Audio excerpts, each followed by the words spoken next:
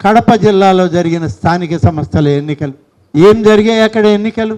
Pulivendula, Vontimitta, 2 ZPTC ఎన్నికలు ఇవాళ ఈ రాష్ట్ర ప్రభుత్వాన్ని ఏమీ ప్రభావితం చేయలేవు.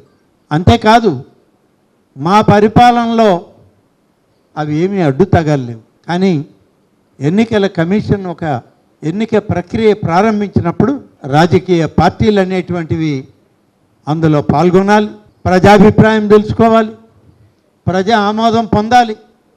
ప్రజల వల్ల ఈ యొక్క ఆలోచనతో ప్రజాస్వామ్యం గెలవాలి. అదే నిన్న జరిగింది పులివెందల్లో కానీ ఒంటిమిట్టలో కానీ. చాలామంది అన్నారు అసలు ఓటు అనేది ఎలా ఉంటుందో మేము మొదటిసారి చూసామని. మరి అప్పుడు అనిపించలేదా?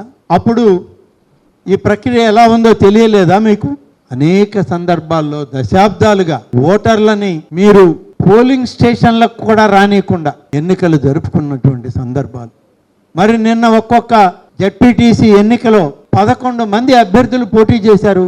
మరి ఈ రాష్ట్ర ప్రభుత్వం అధికారంలో ఉన్న తెలుగుదేశం కూటమి మేము గట్టిగా అప్రజాస్వామిక విధానంలో మీలాగా మేము ఎన్నికలు చేయాలనుకుని ఉంటే అసలు 11 మంది నామినేషన్లు వేయరు కదా.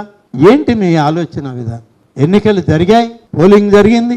ఈరోజు ఒక ఆడబిడ్డ గెలిచింది, మరొక ఆడబిడ్డ ఓడిపోయింది.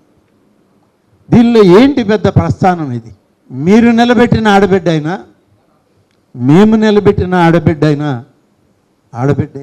ఒంటిమిట్టలో గెలిచారు, మంత్రులను తిడతారు. పులివెందుల్లో గెలిస్తే ముఖ్యమంత్రిని తిడతారు. ఏంటి? ఎవరిని మీరు ఎవరిని ఇవాళ మాట్లాడుతున్నారు? మేమంతా రాజకీయాలు తెలియని వాళ్ళం, ఎన్నికలు నిర్వహించని వాళ్ళం.